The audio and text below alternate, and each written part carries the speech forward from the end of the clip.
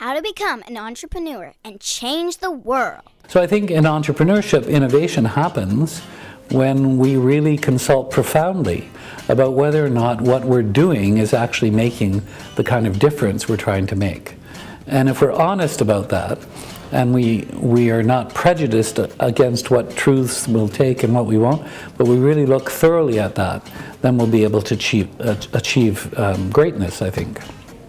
If you like it, like it! This is howtobecome.tv. So here's the deal. Subscribe to our YouTube channel here.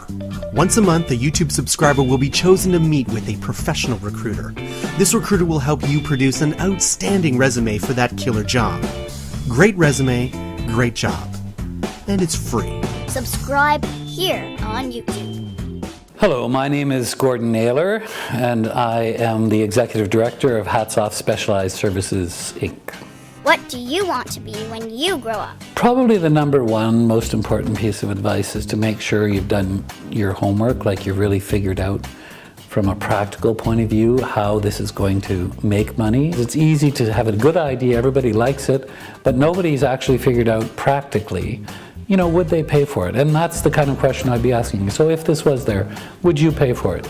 Would that be something you do? And really ask those questions. So that's the question. They say, oh, many people are encouraging me to do this, they like the idea. Well, yeah, that's true, they will, but will they pay? Are they ready to put some of their own money in? Is there that much interest or that much commitment that there would be some investment?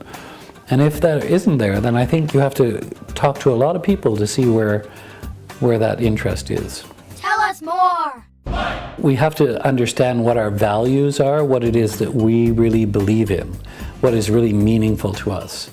And then you have to take that and try to figure out how you translate that in very practical terms into making that kind of difference, whatever it is we're doing.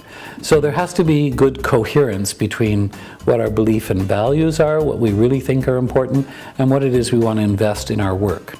Because if we do that, if we take one thing that we want to do and we develop it, we will become wealthy if we perfect it and develop it. And the other thing I always do is make sure that I have 3 plans for whatever it is I'm doing.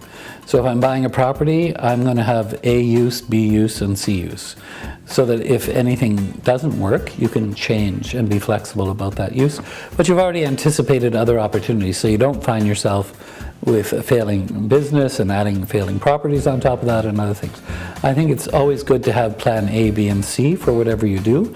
Not that you allow that to affect your commitment, because you really have to focus and persevere on what it is you're doing if you've done your homework. You have to keep going at it and be all in. What do you want to be when you grow up?